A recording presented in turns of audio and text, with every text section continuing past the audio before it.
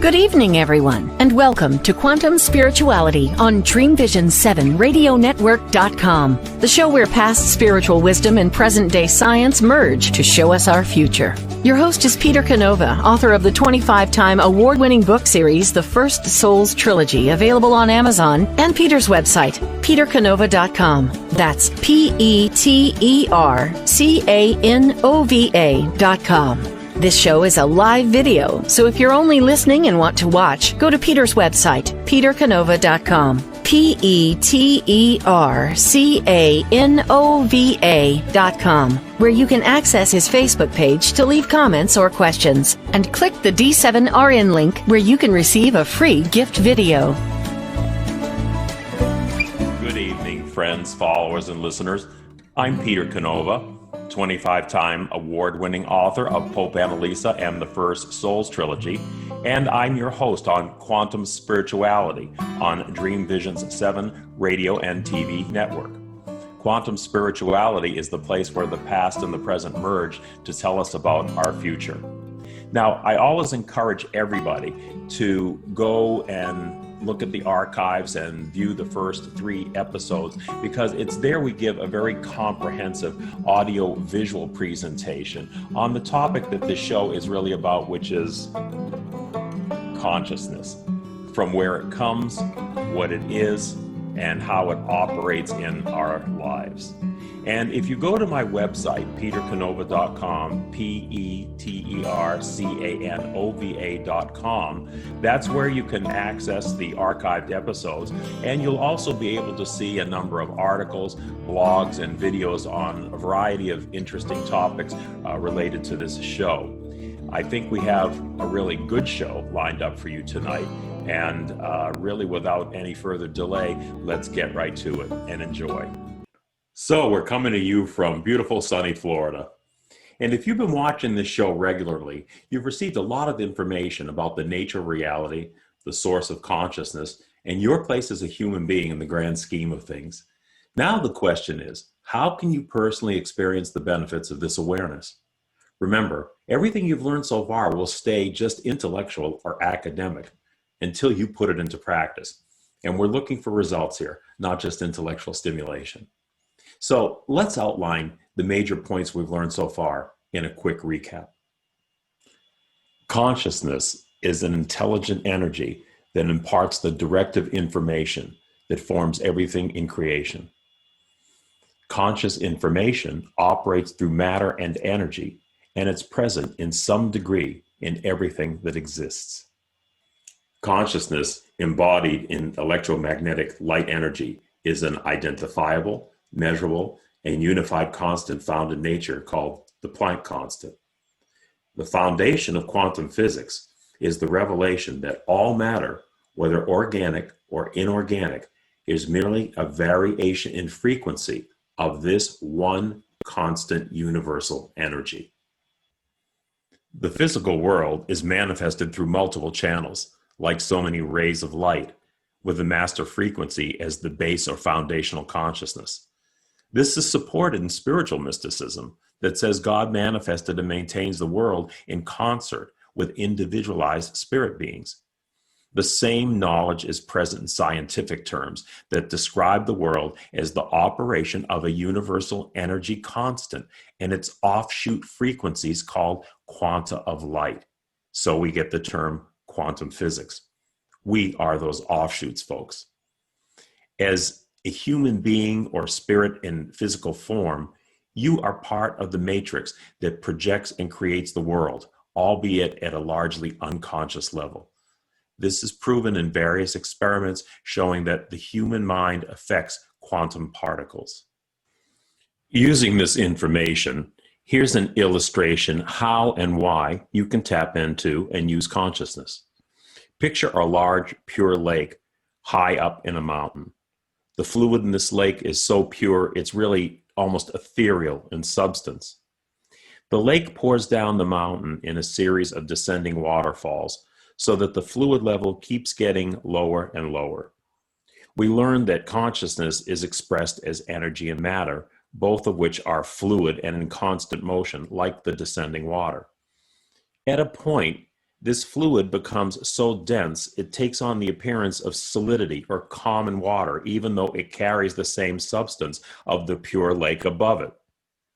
Using our illustration, the lake is the one source of consciousness, the universal energetic constant.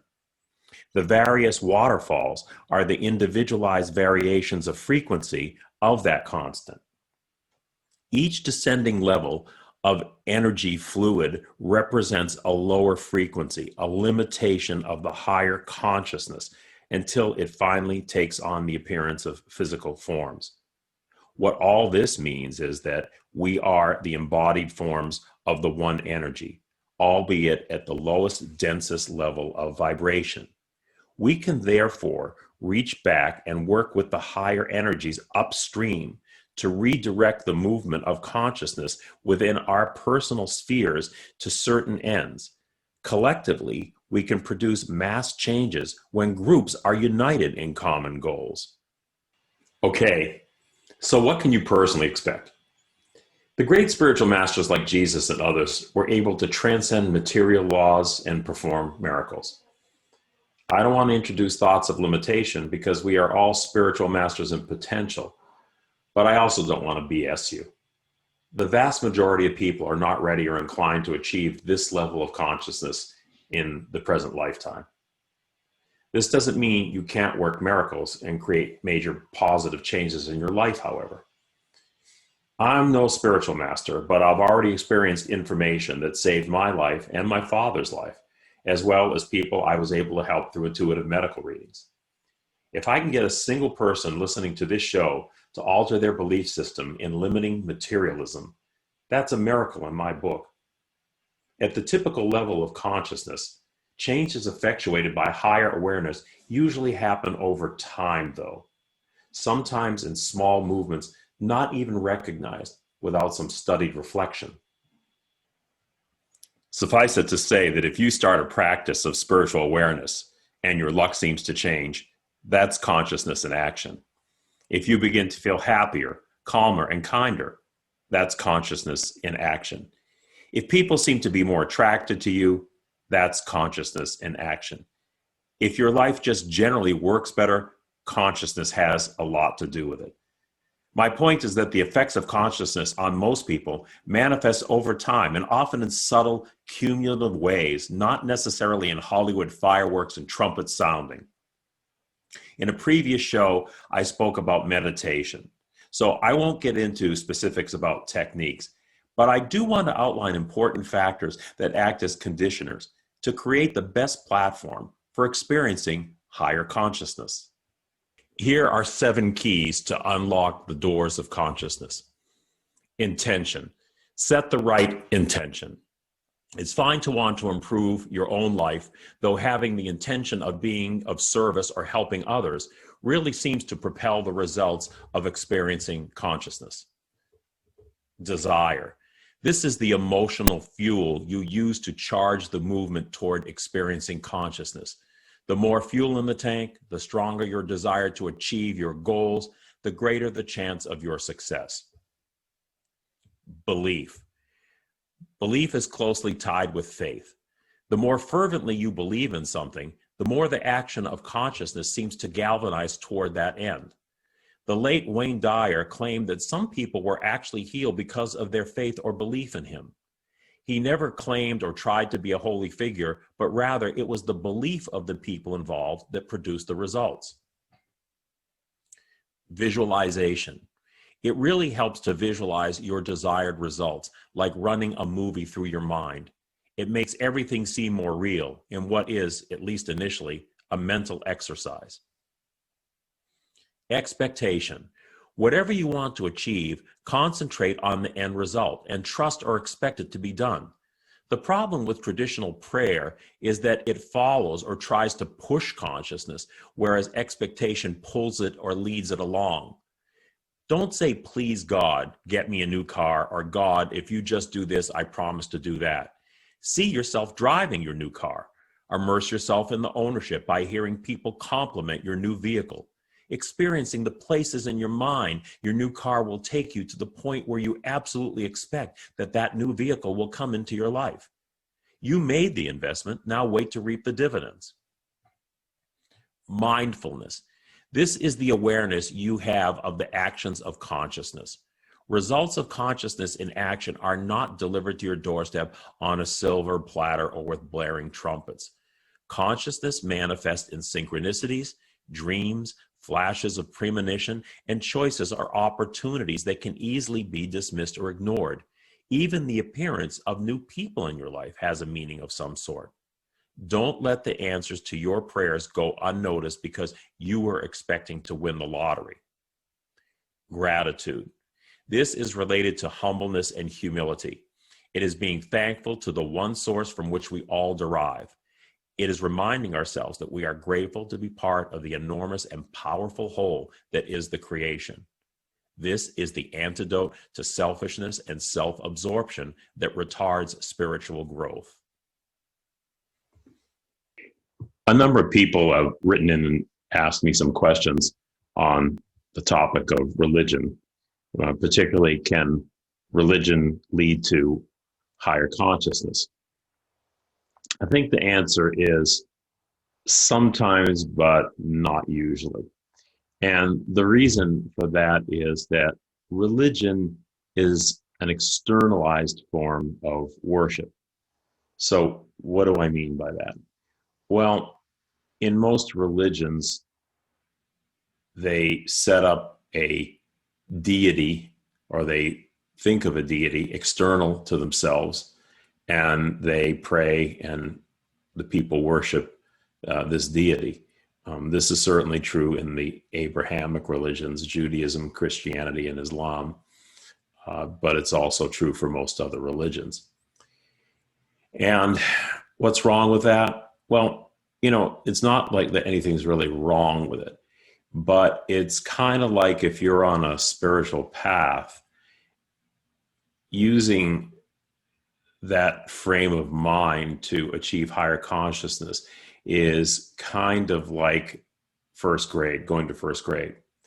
Whereas really, if you want to really get in touch with higher consciousness and understand its workings, you kind of got to get to the graduate level.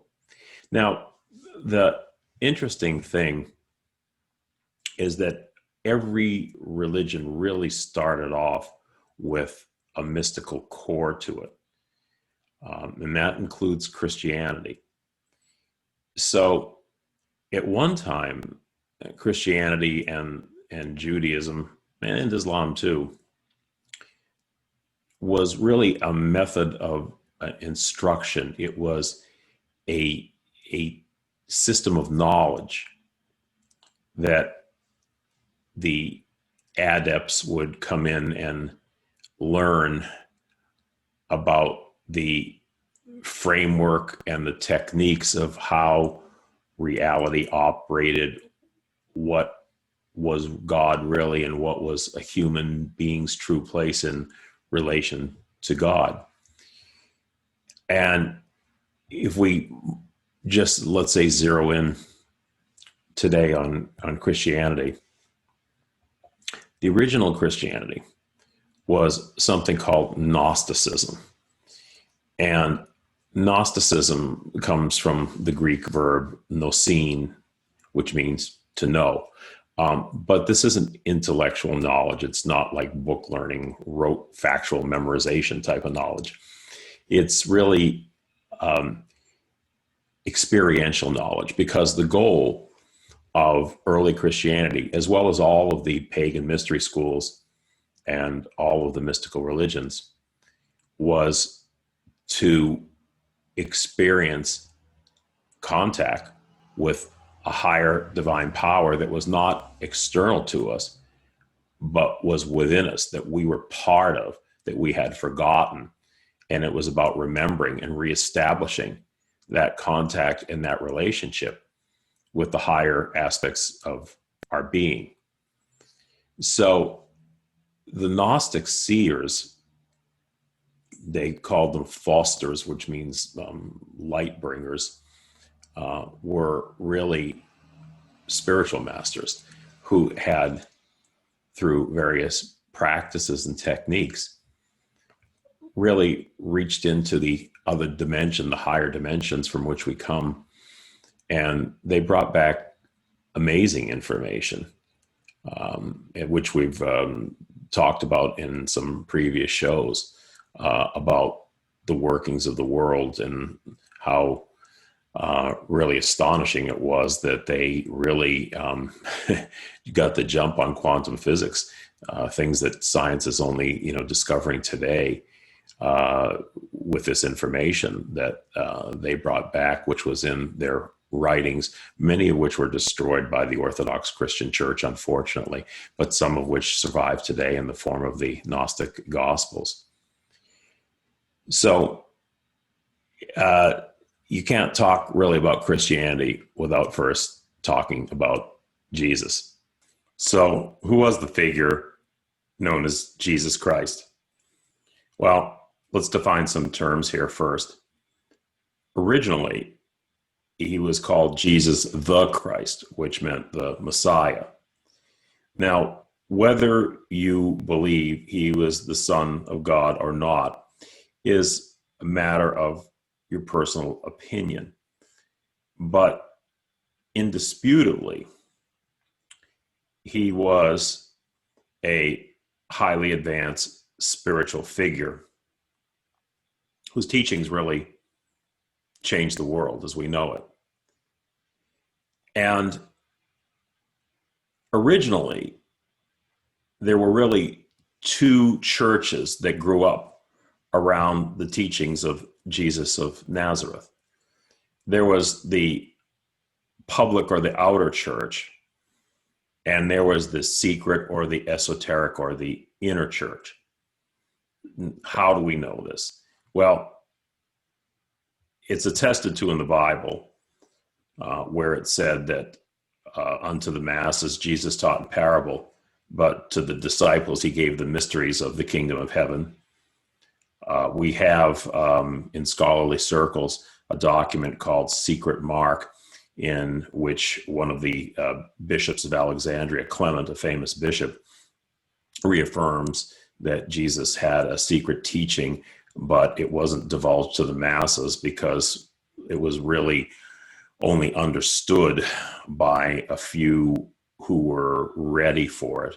And that makes a lot of sense because we all know that there's a mass mind thought. Some people are a little bit more clued into certain things than others.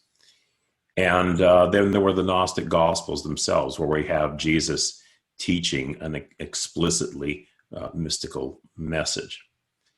So the outer church developed into the Christianity we know today, in the forms of all the various denomination, Protestant, Catholic, Eastern Orthodox.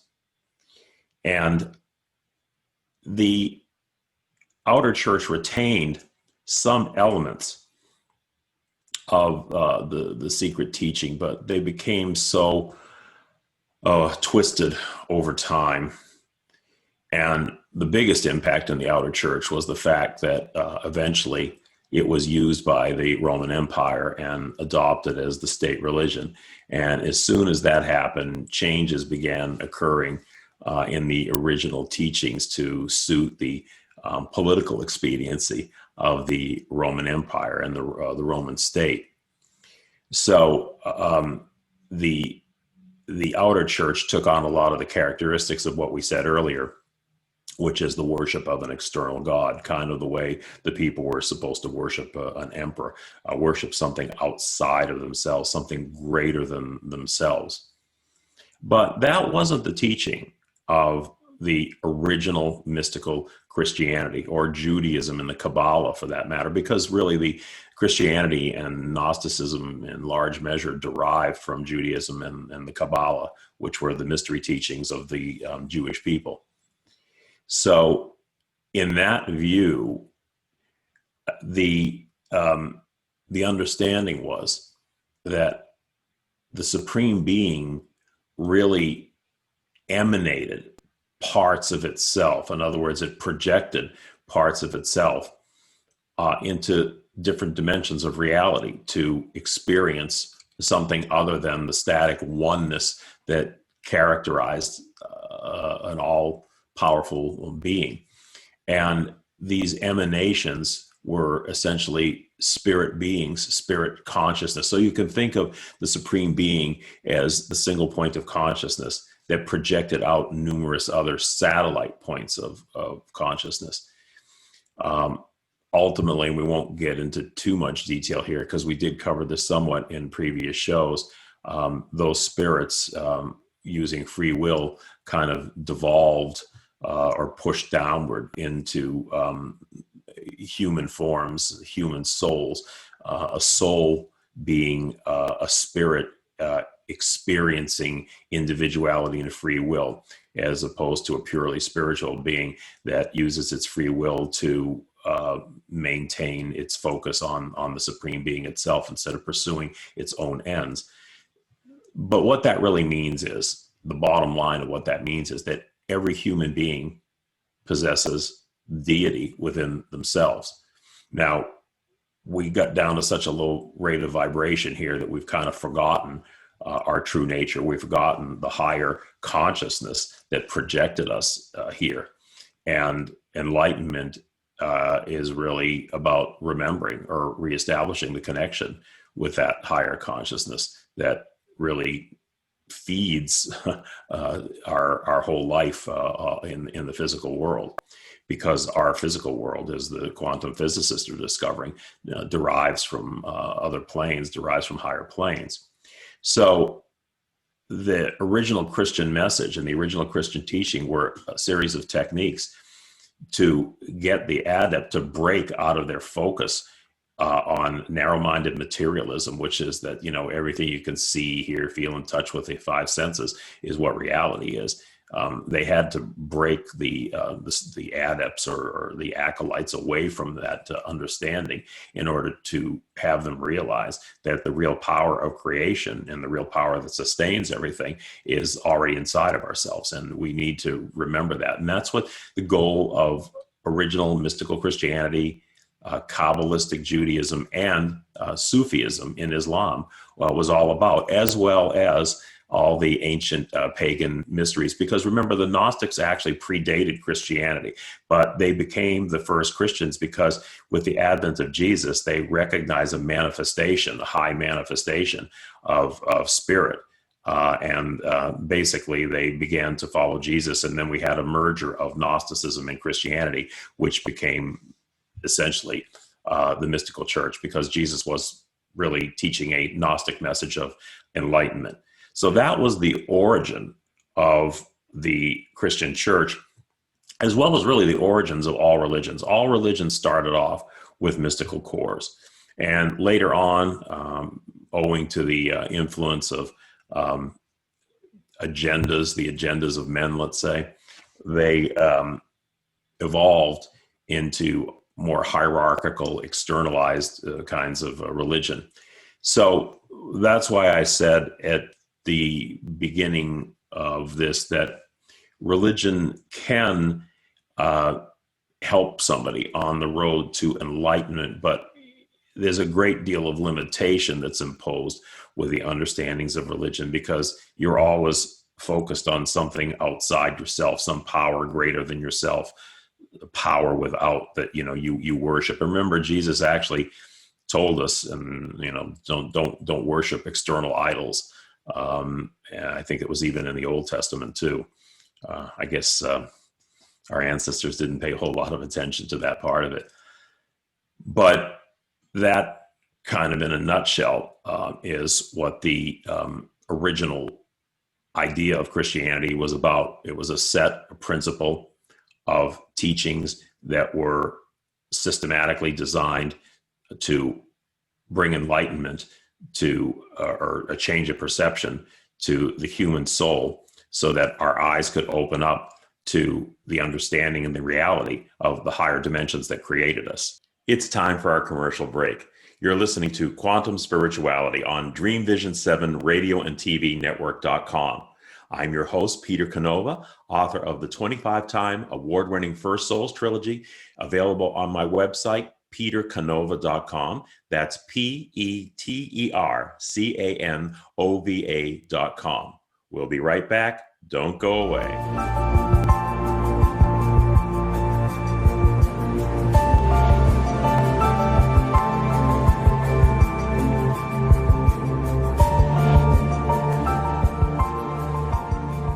The First Souls Trilogy, one of the most highly awarded fictional independent book series on the market, is a grand vision of human evolution. It chronicles the first spirit consciousness to enter the material world in 3 page-turning novels that introduce a new paradigm of reality based on genuine ancient wisdom and quantum science. These inspirational thrillers will force you to rethink the nature of the world in which we live. Visit the petercanova.com website for information and ordering. In a world facing annihilation, a miraculous African nun rises to become the first female pope through a web of war, murder, and betrayal. Loved by some, hated by many, she becomes the deadly target of Islamic terrorists and her own cardinals as she introduces a new vision that will either save humanity or accelerate its destruction. 4 people must race against a nuclear holocaust to learn her astonishing secret. Pope Annalisa is available at petercanova.com, Amazon, and other online booksellers and bookstores worldwide. Why are we here? How can we be happy? Questions asked from millennials to boomers. Crappy to happy. Sacred Stories of Transformational Joy answers them using true stories of grit, grace, and love. James Redfield, author of The Celestine Prophecy, wrote in the foreword, "This book is a seminar about emerging truths and offers grounded solutions through the art of the comeback." Dr. Bernie Siegel, a contributing author, wrote, "Bodies die, but spirits and consciousness survive and recycle." So, grab some tissues, open your book, and prepare to cry and laugh till it heals. Crappy to Happy by Reverend Ariel Patricia and Kathleen O'Keefe Canavas. Available from Amazon, Barnes & Noble, and booksellers worldwide. How did life start on Earth, and why is there so much suffering? Are we living in a simulated reality like the characters in the Matrix movie? Do parallel dimensions exist alongside ours, influencing our experience? What are the mysterious dark energies that penetrate our universe? Peter Canova folds space and time to bring the twin bookends of ancient wisdom and quantum science into a single focal point, answering these and many other deep mysteries of the creation. Quantum Spirituality can be heard every Tuesday at 10 a.m. and 10 p.m. Eastern and 7 a.m. and 7 p.m. Pacific on syndicated Dream Vision 7 radio network. See the show where past and present merge to show us our future.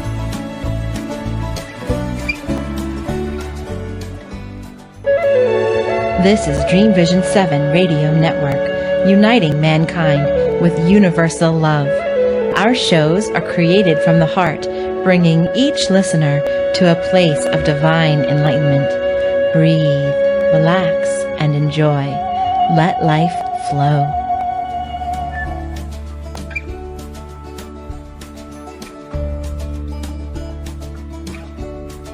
Welcome back to Quantum Spirituality on DreamVision7Radio.com. I'm your host, Peter Canova, and you can find out more about me at petercanova.com. And please, if you enjoy the show and you have any questions or comments, please leave them on my Facebook page, Peter Canova Author, also accessible from my website, petercanova.com. Today, we're discussing the topic of religion, so let's get back to our discussion. So, what happened to the system and the secret teaching that Jesus founded? Well, basically, when you really think of the world today and how many people are truly spiritual in their orientation, as opposed to those who just believe that whatever we see around us is the be all and end all, those people who are spiritually oriented would be a pretty small percentage of the population. And it was the same back then. So the teachings, the secret teachings, were misunderstood, twisted, or distorted. And to a large extent, it was an oral tradition anyway, because they were concerned that these methods, practices, and techniques would fall into the wrong hands. And that's kind of what happened. You have the additional circumstance where the Roman Empire, which was kind of falling apart at the seams at that point, decided they needed a new way to unify the people and get the people in line. So they basically adopted Christianity, because really, let's think about it for a second. There's no better fanatic than a religious fanatic. So they adopted Christianity to become the state religion of the empire as a way of unifying this far-flung empire. And of course, they would imprint the new movement or religion with their own agenda and their own vision. So you could say that these high esoteric teachings became the province of the small-minded and the men with agendas and the men that were seeking power. And most of the mystical orientation of the church was lost or purposely suppressed. And that circumstance really applied to almost all the other major religions. I mean, the Kabbalah for many years was really kind of shoved on the side to the shelf by Judaism. And the Sufis, who were the mystics of Islam, were also over different periods of time held in check by the Orthodox Islamic religion.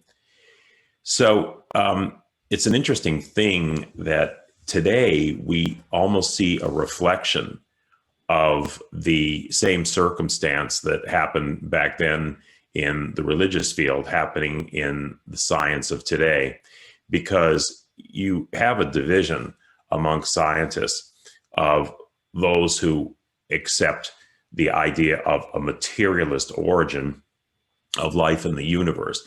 They basically think that somehow matter was there and worked its way up into more complex forms to culminate in organisms like the human being. But that really kind of falls short of explaining the whole idea of consciousness and how we came to be conscious beings.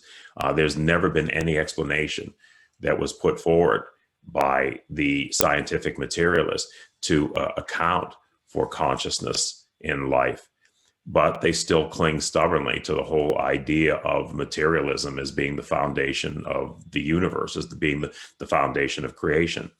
On the other hand, you have a growing movement of scientists who are recognizing that consciousness is something that, rather than being an outcome of a bunch of cells and neurons and synapses firing and somehow producing consciousness, a growing number of scientists are beginning to realize that consciousness itself is fundamental, not emergent or dependent on materialism or the material world, but actually fundamental and the causation of how the material world came into being. So there's kind of a division now, just as you had in the early days of religion, where you had the mystics and you had the orthodox. You have the orthodox scientific materialists, who are probably still the majority of science.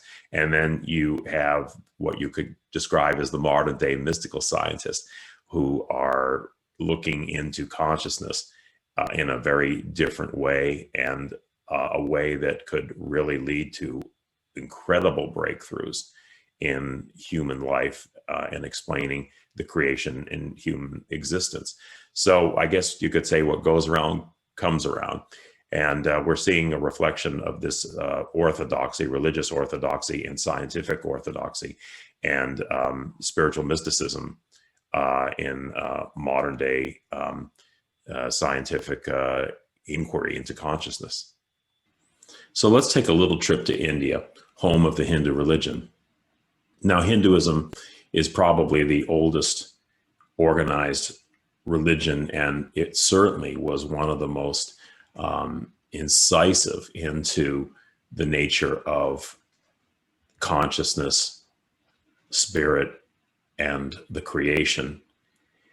And this marriage of ancient mysticism and modern cutting edge science that is really running counter to organized religion and orthodox materialist science has some very interesting things to say. For one thing, in the Vedic Hindu tradition and modern quantum science and neurobiology, the idea of intelligence is not viewed as strictly coming out of the brain. It literally is viewed as permeating everything. And in terms of the human body, that means intelligence is a whole body system.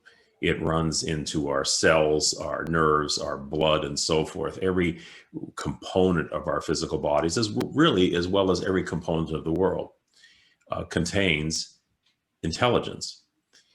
And the way that you can view consciousness insofar as how this whole body intelligence operates is thinking of it like this, that consciousness is energy, and it's the underlying energy that permeates everything. This is what the ancient Hindu tradition said, and this is what modern science is coming around to concluding, that consciousness is really inherent in everything. Now, what's the difference between consciousness and awareness?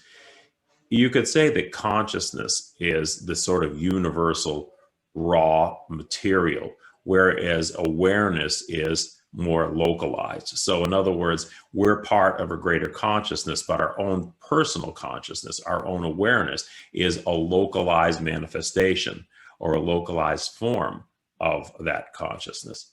And this is what the Vedic tradition was, telling us thousands and thousands of years ago. So that all the functions of mind, which are the senses, memory, intelligence, and ego, or the sense of self, all these faculties really are dispersed throughout everything. And as far as the human body is concerned, they're not confined to the brain, because the Vedic tradition never even mentions brain, but it mentions all these other faculties of mind as being distributed throughout the body. So as we're examining the nature of consciousness, we start to realize that it is both universal and it's localized. We are localized forms of this consciousness as we relate and talk to each other and identify ourselves by me being Peter and you being you. These are localized forms of conscious identification. Now, you remember in previous shows, we discussed the famous collapse of the quantum wave. And just as a little refresher, what that means is that they have found that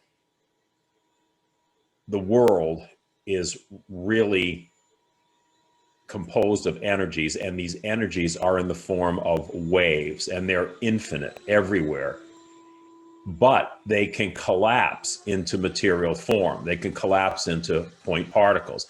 That's referred to as the collapse of the quantum wave or the quantum function. So you can see the direct analogy here with the Hindu philosophy, because in Hinduism, we have consciousness and intelligence as both universal and local manifestations. And then we have the whole idea of physical creation as a matter of universal energies collapsing into localized forms or point particles.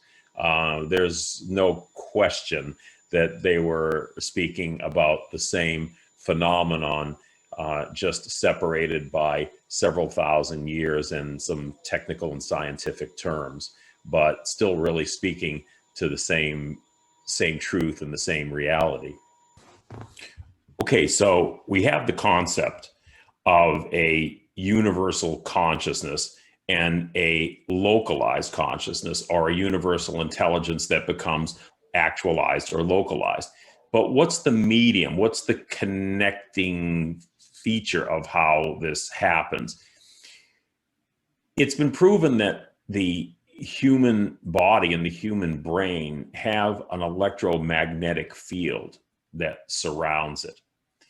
And in recent studies, a professor at the University of Surrey in England, John Joe McFadden, has said that the consciousness actually resides in this electromagnetic field that surrounds the body, surrounds the brain in particular. And it's through this medium of the electromagnetic field that the universal consciousness would be translated into our localized awareness. So, in effect, this electromagnetic field surrounding our brains acts as a conduit between the universal in order to produce the localized awareness of consciousness that is us, that is the perceptions and thoughts and so forth that our minds experience. Just as in the quantum concept of energy and particles or materiality, the universal energy manifests itself into material or point particles. And in this manner, we have the same type of transference between the universal consciousness or intelligence into particular or actualized points of consciousness or intelligence, which is us. And again, if you want to draw another connection, and if you listen to our previous shows, you know how the universal spiritual tradition said that God or the supreme consciousness or the supreme intelligence generated different points of consciousness, which became spirit intelligence or soul intelligence, and ultimately human intelligence or spirit consciousness in a human body. So this whole idea of basic energies translating into particular localized experiences just seems to permeate everything in creation. Okay, it's time for another short break. Don't go away. I'm your host, Peter Canova, and you're listening to Quantum Spirituality on Dream Vision 7 Radio and TV Network.com. We'll be right back.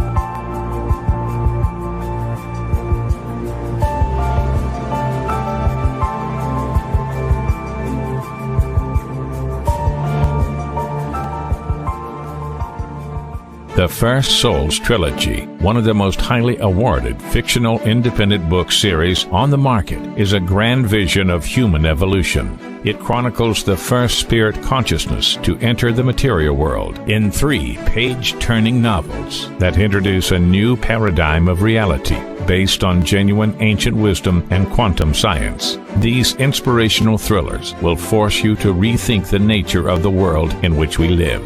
Visit the petercanova.com website for information and ordering. In a world facing annihilation, a miraculous African nun rises to become the first female pope through a web of war, murder, and betrayal. Loved by some, hated by many, she becomes the deadly target of Islamic terrorists and her own cardinals as she introduces a new vision that will either save humanity or accelerate its destruction. 4 people must race against a nuclear holocaust to learn her astonishing secret. Pope Annalisa is available at petercanova.com, Amazon, and other online booksellers and bookstores worldwide. What if dreams can diagnose your life? What if we can meet the love of our life in dreams? Join host Kat O'Keefe Canavas, the #1 internationally best-selling author of Dreams That Can Save Your Life, written with Duke University medical doctor Larry Burke. Dreaming Healing is where we'll explore dreams, research, and interpret dreams from you, the caller. Dreaming Healing shows can be heard every Tuesday at 9 a.m. and 9 p.m. Eastern, with live shows on the first and third evenings at 9 p.m. Eastern, 6 p.m. Pacific Time on syndicated Dream Vision 7 Radio Network. Come live your dreams out loud with Kat. How did life start on Earth, and why is there so much suffering? Are we living in a simulated reality like the characters in the Matrix movie? Do parallel dimensions exist alongside ours, influencing our experience? What are the mysterious dark energies that penetrate our universe? Peter Canova fills space and time to bring the twin bookends of ancient wisdom and quantum science into a single focal point, answering these and many other deep mysteries of the creation. Quantum Spirituality can be heard every Tuesday at 10 a.m. and 10 p.m. Eastern and 7 a.m. and 7 p.m. Pacific on syndicated Dream Vision 7 radio network. See the show where past and present merge to show us our future.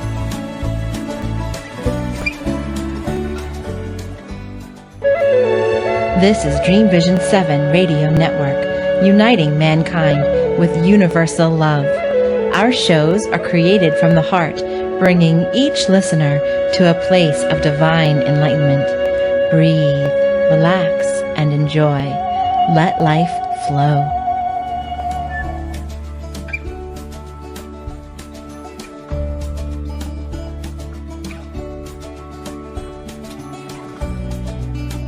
Welcome back to Quantum Spirituality on Dream Vision 7 Radio Network. I'm your host, Peter Canova.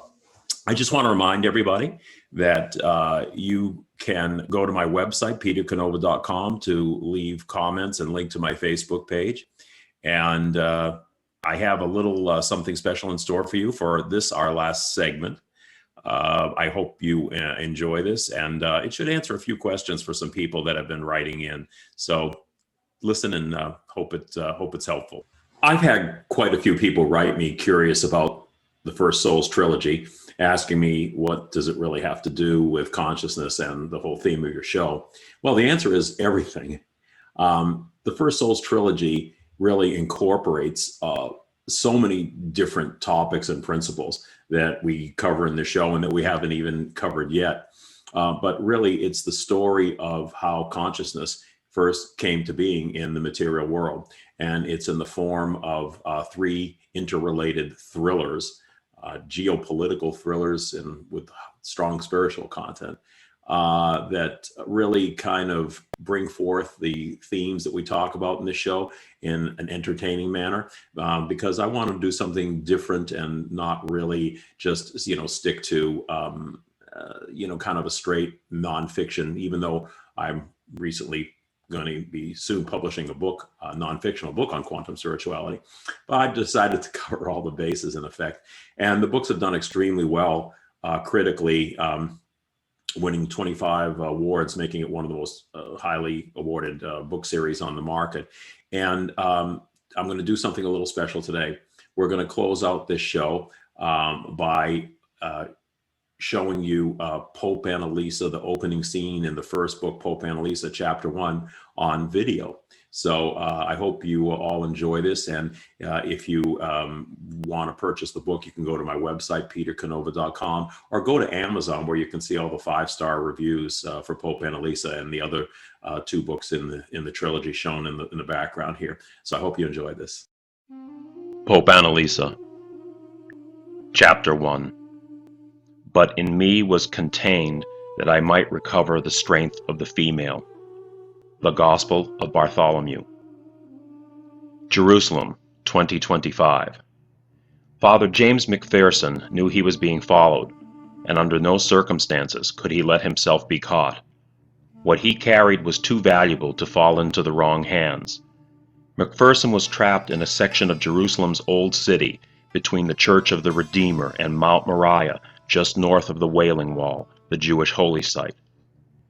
Moriah rose above him directly to the east, with the golden dome of the rock and the Al-Aqsa Mosque above. The Mount of Olives, dotted with gnarly fir trees, sat 100 meters farther east, rising above the site of the ancient Temple Mount on Moriah.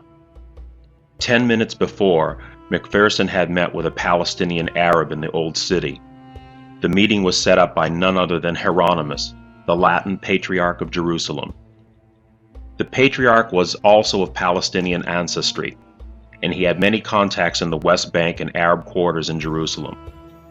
2 weeks ago, an Arab had come to him purporting to have a fragment of a certain ancient document. He refused to say where he had obtained it, and he refused to show the document unless he was paid a large sum of money.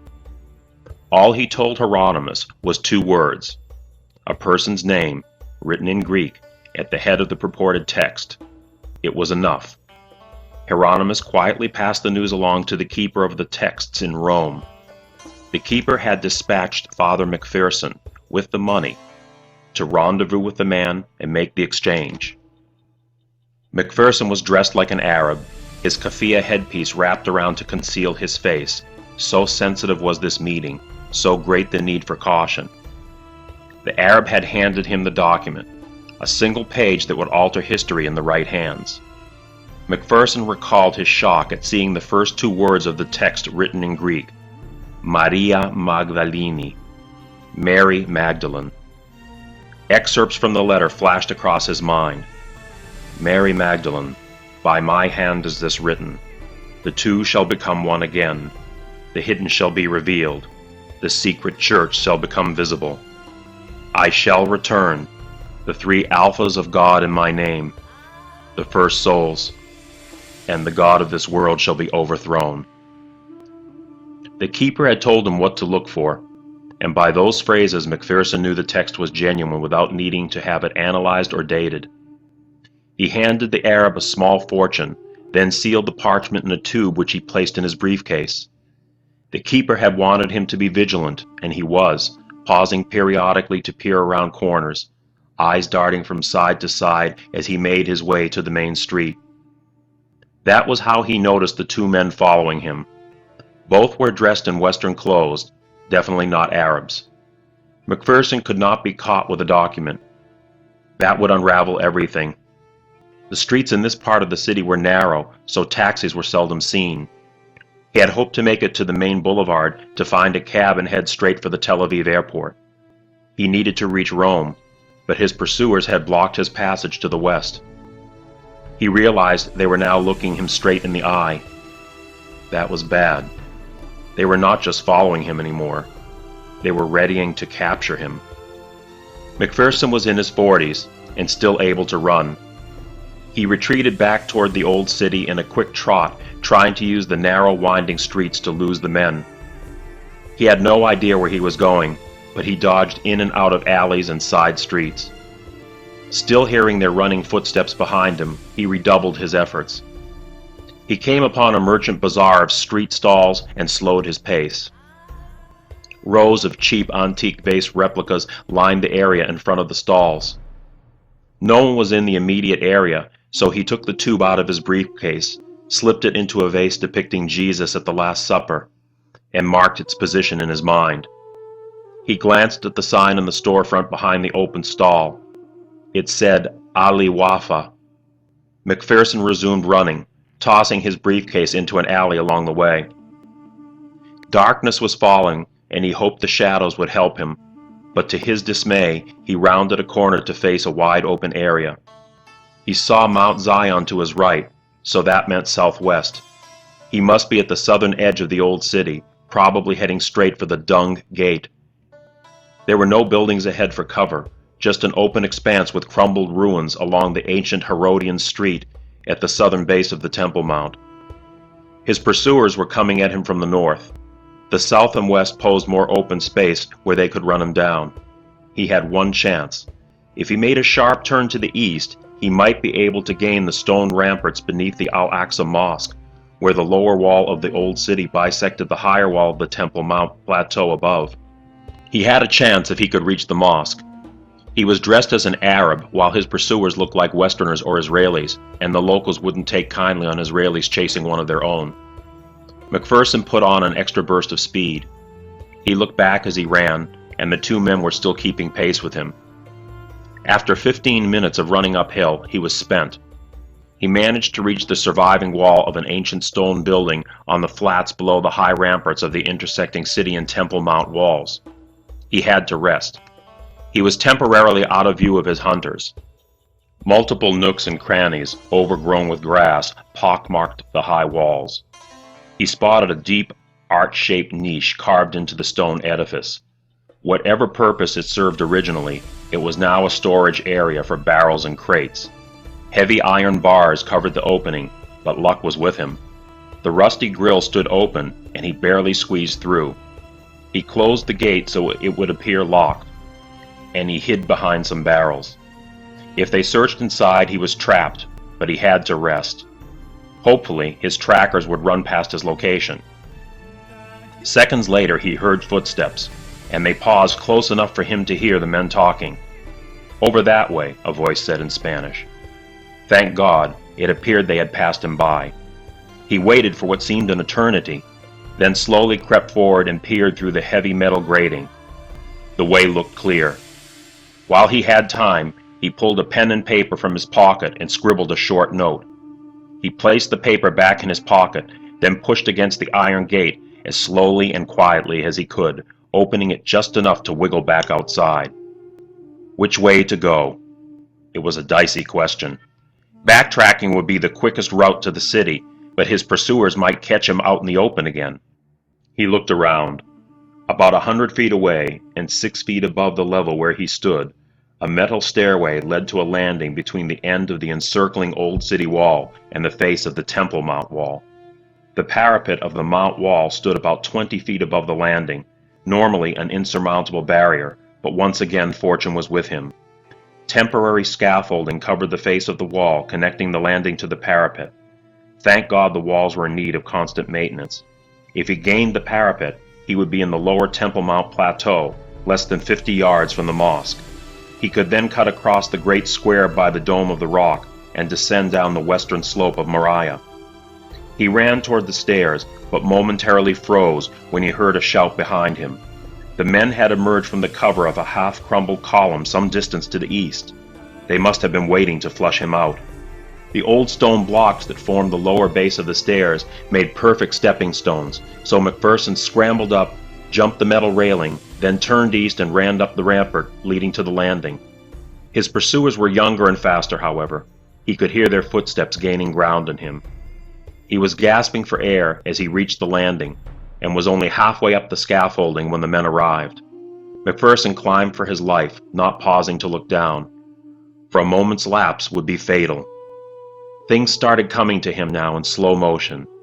Arm slid over arm to grasp the metal bars with the languid reach of a swimmer doing the front crawl against the resistance of water. He clawed his way upward for an eternity. His vision and his awareness of all things around him collapsed and focused on the crenellated openings of the parapet above. He rose ever so slowly until suddenly a new world came into view. His head was at eye level with the concrete plaza on the plateau above. He could see people walking in the distance, people and safety from the danger in the abyss below him. He was going to make it. He was going to complete his mission. Then he felt it. Felt a hand grasp his ankle. He was vaguely aware of kicking to get free. He looked down to see one man's hand on his ankle, and the second man reaching to grab his other leg. The downward drag grew heavier. His eyes tracked back to the plateau. He clutched the parapet, inches from a plane of existence that meant freedom and life. He glanced to the nearby southwest corner of the Temple Mount, the very place where Jesus was said to have rejected Satan after being offered the world. He looked one more time at the safe and unaware people in the short distance beyond, and he remembered the words of the keeper, "Nothing in this world is as it seems." And he reminded himself of that. He realized his safety did not lie on that mount or in those people. His safety lay in something beyond. With both hands, McPherson thrust his body backward off the parapet. As he fell, he thanked God that he dispelled himself of his illusions. It did not carry them with him in the hour of his death. He let out one final scream of God's name in Arabic before he hit the rocks below with a crunching crack of oblivion. "You fool, you pulled too hard," one of the assailants said to the other. "No, the bastard pushed off. He killed himself," the other replied. They descended, then examined McPherson's body. They were searching for his briefcase or large documents, so they overlooked the small note in his pocket. Soon, the onlookers above, drawn over by McPherson's scream, started shouting at them in angry voices. They fled. Now they were scared, not of the crowd, but of going back to Rome empty-handed.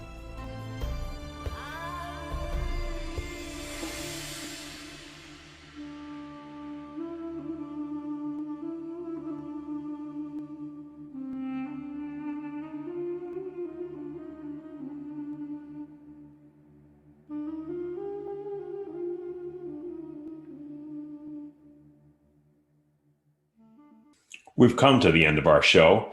A shout out to our producer, Bob, and please join me again the first Tuesday of each month. This show will be archived on my Dream Vision 7 network page, which is accessible from my website at petercanova.com. Until next time, remember, quantum spirituality is where the past and the present, where mysticism and science merge to show us our future. Please join us again next time.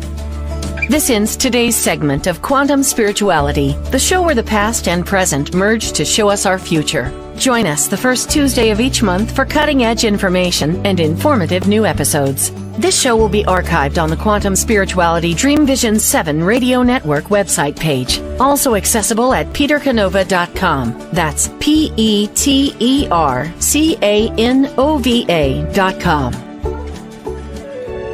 This is Dream Vision 7 Radio Network, uniting mankind with universal love. Our shows are created from the heart, bringing each listener to a place of divine enlightenment. Breathe, relax, and enjoy. Let life flow.